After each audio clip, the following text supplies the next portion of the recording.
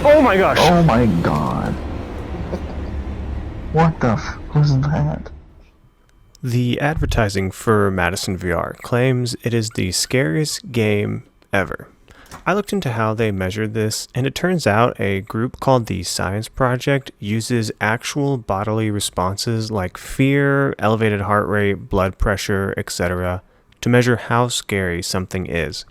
I had my doubts about this claim, but after playing it, all I can say is that during my last session, my palms were sweating as I donned on the headset and set out to finish the horror puzzler that I had placed myself into.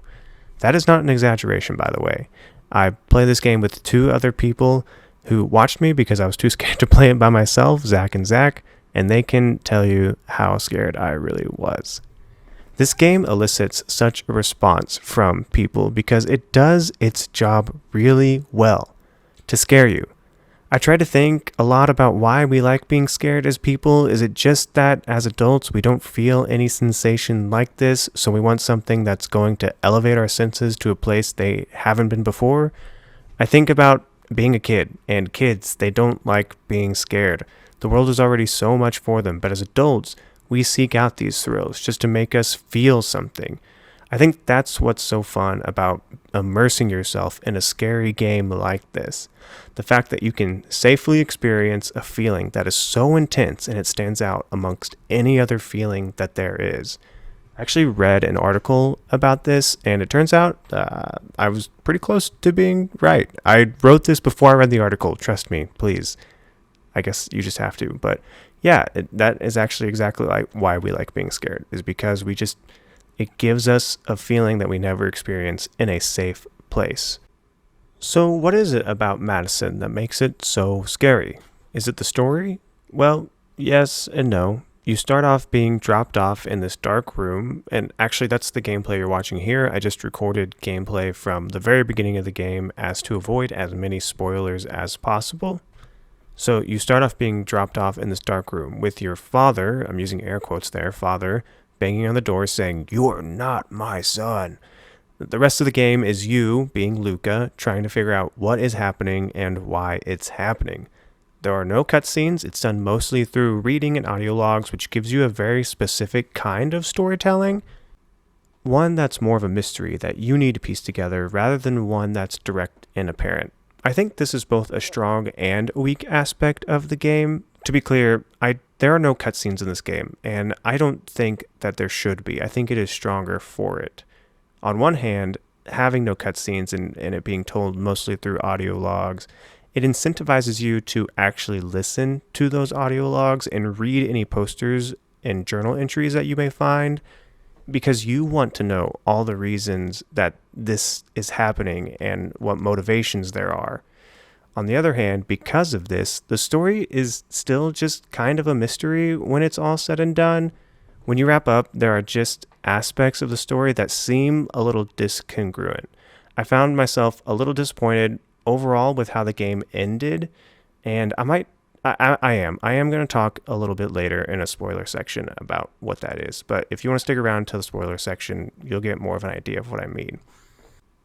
But it did keep me engaged the entire time, wanting to keep finding out exactly what was happening to Luca and why.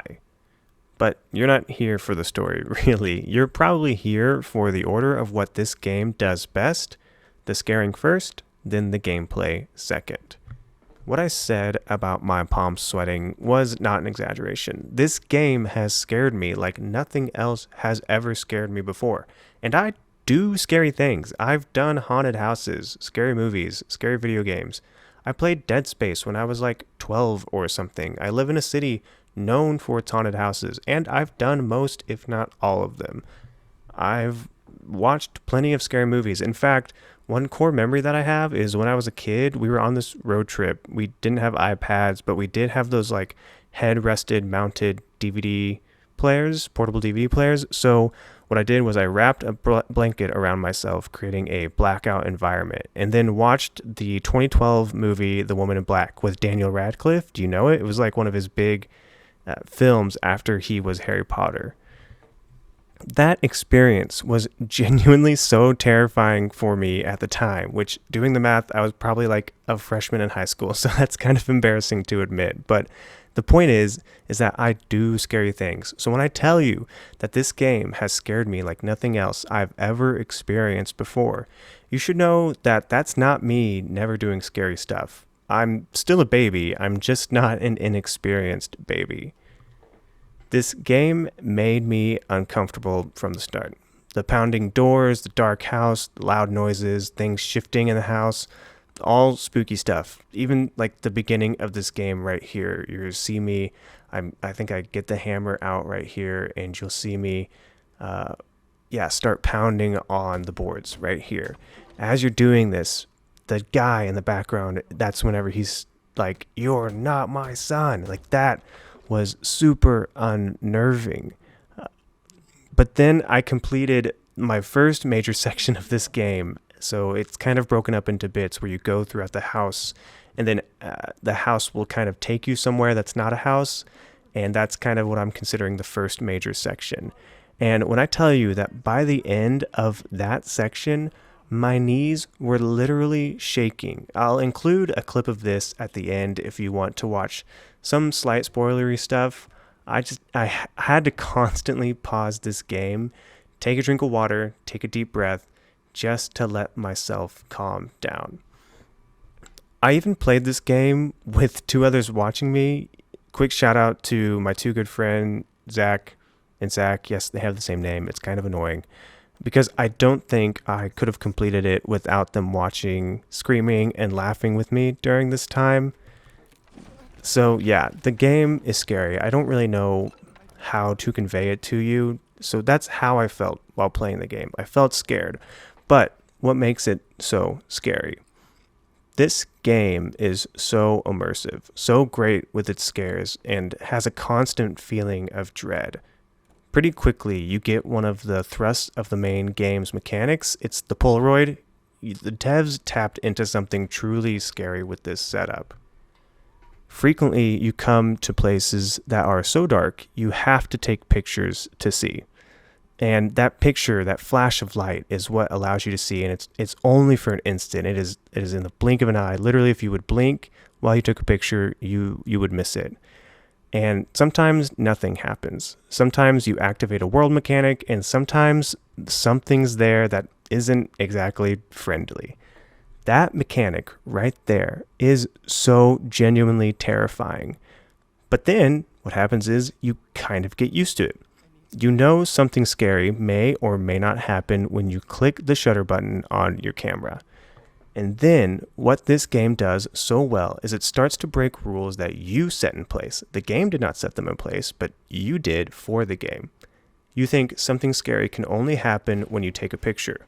Well, what does the game do? It says, I'm going to scare you when you aren't taking a picture then. Or maybe you thought you were safe in a certain part of the house. The game is going to give you constant reminders that you are not safe anywhere. Oftentimes, scary games will scare you first, then make you be more able to deal with the scary by giving you upgrades or more combative approaches to situations. This game does the opposite. It scares you, then it gives you more and more reasons to be afraid of where you're at. I used the word dread very intentionally earlier. This game evokes dread more than any other game I can really think of. That constant apprehensiveness, knowing something scary is going to happen, and the longer you play it, the more you feel that sense of dread. One key aspect of creating such a good haunted house is the sound design. There are plenty of jump scares throughout this game, which are expected, but I think what this game does just as well is the atmospheric building.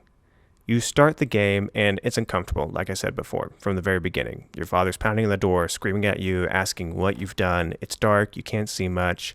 Then you have to go through a claustrophobic area into this house. And as you make your way through the house, you can tell that the house is alive, or at least something else in the house is alive with you. Dishes start breaking around you, chairs will screech across the floor, tapping will happen on the doors or windows, you'll hear thunder outside. There are sounds all around you that you are not making. Sometimes these sounds are just to add tenseness to the atmosphere. Sometimes they actually trigger something to change in the world around you. For example, at the beginning of the game, you'll see some gameplay footage here. I'm actually not sure if we should have passed it already by now, actually. So if you rewind a little bit, you'll see what I'm talking about. Uh, for example, at the beginning of the game, you make your way into this house. And as you make your way down the hallway, you hear things like a dish clattering or something like that, thunder rumbling in the distance. You look in that direction and it's nothing. But then you hear a clock chiming and you look in that direction and it's loud, by the way. And now there's a clock there. This this gimmick is established at the beginning of the game, leaving you to look at the sounds that you hear rather than just ignoring everything. If they hadn't put this specific event at the beginning of the game, then I would have just trained myself to never look in any direction I heard a sound, because that's scary and I don't have to look in that direction. But because the devs told me early on that sometimes these sounds are indications of the next thing that I need to look at, I was forced to look at everything, regardless of whether I wanted to or not.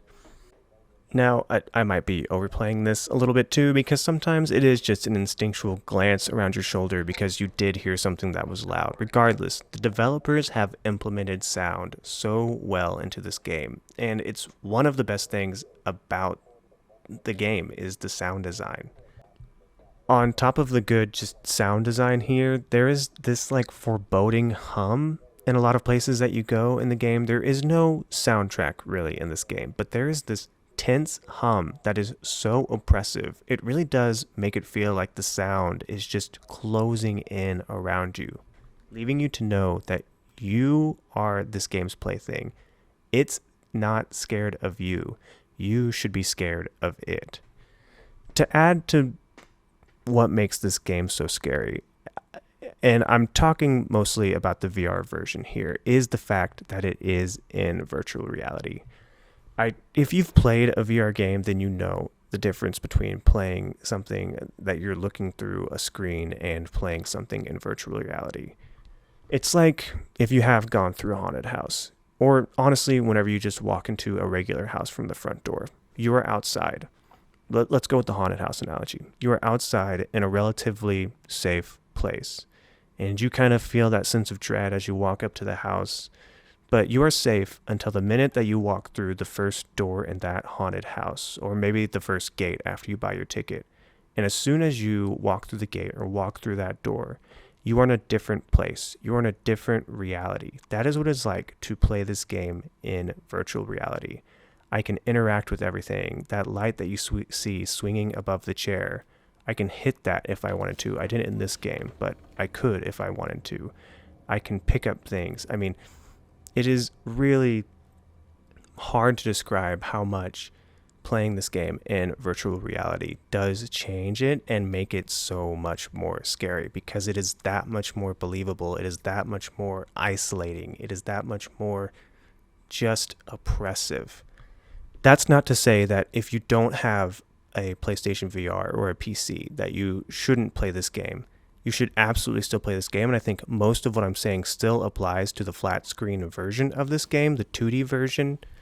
However, if you do end up playing this in VR, just know that I believe you are getting a scarier experience than if you were just to play this on the flat screen. So after scares and sound design, the second reason you're continuing to play this game is for the gameplay. You should know that this game is essentially a haunted house escape room. There's no combat, it's just walking around a scary place trying to figure out a puzzle. I think the puzzle design is mostly good in this game. You've got the house, which serves as your main area that you walk around. You see stuff you can't interact with yet, or you get an item that you can't use yet. So you have to store that either physically or mentally, then come back to it later. It actually reminds me a lot of old Resident Evil style of games, but just a little bit scarier. You have keys that, go a certain place. There's that dang clock. I hate this dang clock. I played this part by myself and it scares me so much. I hate that stupid clock. Anyway, so how the game works, the puzzles. The game does a good job of making you realize what puzzle you need to complete next. I was never wandering around the house trying to figure out which puzzle to work on next, but I would occasionally wander around the house just trying to figure out how to complete the next puzzle. There's a difference there. These puzzles are mostly designed fairly well. There were 2 puzzles in particular in the middle that I did not think were well designed. Each puzzle has a red herring that led you to think one way, but it was the complete wrong answer. It's a pretty big red herring as well. For those of you that have played the game, this is the bathroom puzzle and the portrait puzzle both. Both of these had really strong hints that were supposed to go one way, but they in fact did not. Overall, I feel like these complaints are pretty minor given the entire 10-hour length of the game. You give me a 10-hour puzzle game where I'm happy with all but 2 of the puzzles, and that's great. Most of them aren't too tricky. They require a little bit of thought, a little bit of exploration. Some are straightforward.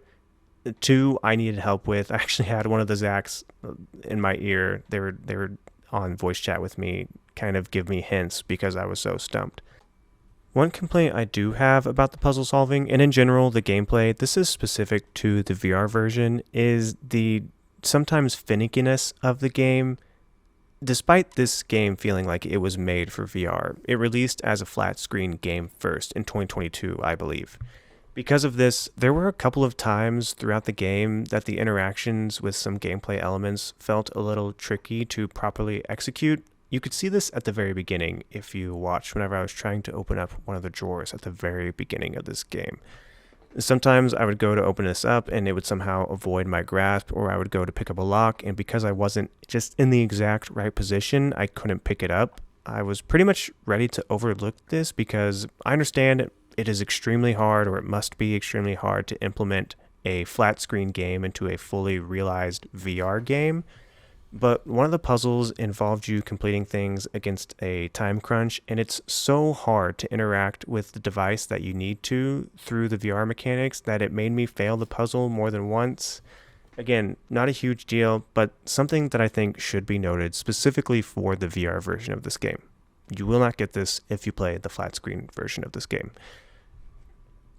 So I realized that for the videos that I do, there are probably 2 crowds of people: those who want to avoid spoilers and those who really don't care. Whether you're going to play the game or not, you don't care about spoilers and you just want to be a part of the deeper discussion. So for those of you that don't want spoilers, go ahead and skip ahead to the time stamp. If I can put it on the screen, if I can figure out how to do this, I will. But I will definitely put it in the description, so just skip to the appropriate time that is listed in the description right now. I'll give you 5 seconds. 3, 2, 1. Okay, all people who care about spoilers should be gone now. I'm going to talk about them now. I need to talk about how scary this game is. I need to say, oh my goodness, I will never mentally recover from the first well scene in this game. It has you doing some pretty trivial stuff, and like the scares are okay. Like you saw my hands pointing at this clock. That got me a few times. But when you get to the well and you go down, the game completely takes its mask off about the things that you should be afraid of. It's not clocks. It's monsters and demons. I really wasn't sure if I could keep going after I went through that sequence. I mean, luckily I had the Zacks with me. Otherwise, I really don't think I could have kept going. That's when I say my knees were actually shaking. I had to take my headset off. I just had to take deep breaths, pause. I mean, the game got me. I mean, nothing has got me ever like that in anything that I've ever done. Even this game, that first well scene scare got me more than anything else in this game. But there are other scares that I want to mention. Specifically, the other scare that got me really good is when you're just walking around the house towards the end of the game and Madison will just randomly appear and run at you. That is pretty close to the end of the game. But even still, because of this, for the rest of the game, I was completely on edge. I knew I wasn't safe anywhere. I knew something scary could happen at literally any moment. When I say the game breaks its own rules, that's the moment I'm talking about. Because previously, before this, you should have been or would have been or thought you were safe in this house. But at that point, you realize, nope, I am not safe, or at least the monsters can get me in this house, and more than just clocks or nuns or something like that. Anyway, so those are just some scare discussions that I wanted to talk about here. And then I'll talk about a little bit of story stuff. So when I say that the story felt a little disjointed, my biggest complaint about the story, and it's relatively minor because, like I said, you're not in this game for the story, you're in it for the scares and the puzzles. But my biggest complaint about the story is the relationship between Madison and Bloonies. I didn't really see it. As you go throughout the game, I don't think it draws a good conclusion or a good through line about those two haunts. And I watched a story recap and I read one separately. I still think the game doesn't do a good job of drawing that connection. It felt like the game took a complete pivot from Madison being the main haunt to Bloonies being the main haunt. Even though the game builds up to Bloonies the entire time, it doesn't really explain the connection between Madison and Bloonies. The switch makes the ending even more unsatisfying, in my opinion. You've just found Bloonies, you complete the ritual or whatever, and both Madison and Bloonies show up. I understand that the devs were maybe aiming for a little bit of ambiguity in that ending, but I think there are just too many loose ends that I would have liked to have been able to draw to my own conclusion. Maybe one newspaper clipping extra, or a Polaroid shot that Madison was also being haunted by Bloonies through the camera, which explains why you're being haunted by both. Maybe they're planning a DLC to tie it all together. I just wish I could have drawn that connection in the main game myself, or it was a little bit more clear. Even in the videos I watched, it doesn't seem like I missed any big audio logs or anything like that. It just kind of all seems like speculation for the story at this point. So with all that said, is Madison, specifically in my case, Madison VR, worth your time? It took me 10 hours to beat Madison VR, but that 10 hours took me 3 weeks to complete because I just couldn't play this game as frequently as I would play something else because of how scared I was. The question of, is this game worth your time, depends. Do you like being scared? Then yeah, this game, it is scary. I've tried to convey that. I don't think anything I say will be able to properly convey that until you play it yourself. Is this game worth your time if you like puzzles? Well, it depends on if you like being scared. If you like both, you're bound to like this game. Do you hate one of these things, be it puzzles or being scared? Then honestly, don't bother with this game. You won't like it. It's not for you. Maybe you're kind of on the edge. You like scary things, but you're not sure if you can play something like this. I would encourage you to stream this to a couple of friends if you can, if they are interested. Maybe you're like me and you have one or two friends who either don't own a PSVR or are too scared to play this game. We all had a great time playing this game together. It was really, really fun. I know some people might say, well, you didn't get the full experience. I would say I got a different experience, and it was really, really great. Personally, for me though, I like puzzle games, and I like scary games, so this was absolutely worth my time. Even though the story did fall a little flat for me, the journey made it worth the investment. I even started a second playthrough to capture the gameplay that you're seeing now, and even that was fun because there were still some scares that got me, but also you see things that seemed negligible your first playthrough that you actually realize play a deeper role in the story and the game as a whole. And just real fast to note, you cannot platinum this game in one playthrough. You do need to do at least 2 playthroughs, maybe 3, I'm not sure. So obviously your time investment will increase there the longer that you play this game. So yeah, that was the video. Consider leaving a like, please. It does help out. Again, like I said in the last video, I said moral boost. What I meant was morale boost. It gives me a good morale boost whenever somebody drops a like on this video, really. These take a lot of work for me to do in my spare time, and while I enjoy doing them, the extra like really does make me feel good. Even a comment helps me out a ton. I love interacting with you people. I love the little community that we are building here on this channel. I think it's really becoming something special. And definitely consider subscribing if you haven't already. A lot of you guys, I kind of dropped my microphone there. That's why I might have cut out. A lot of you guys are not subscribed, like over 70% from what I can tell. So if you've made it this far, then you should absolutely subscribe to this video. I'm going to just conclude this video by showing you some of my favorite clips that me and my friends had while playing this game. I obviously was playing the game and they were watching and listening to it. So if you care about spoiler stuff, you can go ahead and just click away now. But if you don't care and you want to watch some good fun with some good scares, then go ahead and stick around till the end of the video and hopefully you have a little bit of fun like we did. Oh my gosh! Oh my god. What the f was that? Trevor's reaction. Scared the fuck out of me. Oh. No, I'm done. I can't. I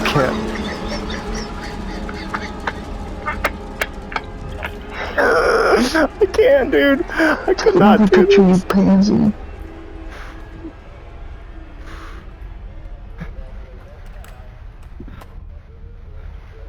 I cannot.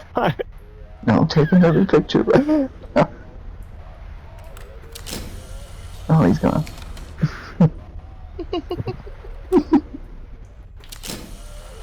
See, you're good. You're golden.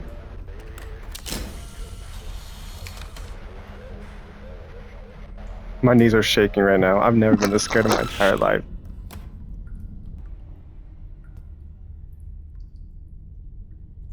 Go on, take a picture. See if it's true.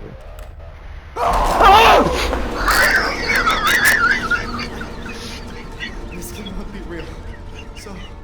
So this fucking camera belonged to that woman. Why is this happening to me?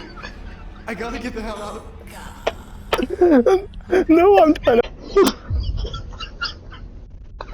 The kitchen, the attic, Luca's house. That's what it says. And outside Grandpa's office. Useless. Lucas' house. Lucas' house. Luca's house. That's what it says. It's got to be the one in the back hallway, right? Sure. I think so. I need 820. That's the Oh, last. there's that one. There's the one outside the office, the scary one that looks like a person. Oh my god! Fucking god. Jesus. I just pissed myself. That's not fair. This game is. It changes rooms every time I hit the bulb. Stop hitting the ball. No. I heard it. I heard it. Yeah. Oh my gosh, JC! Shoot immediately. I need that forever.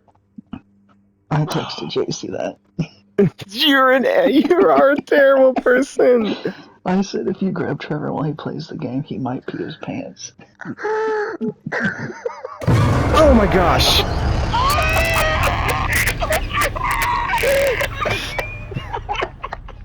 She got you at the perfect time.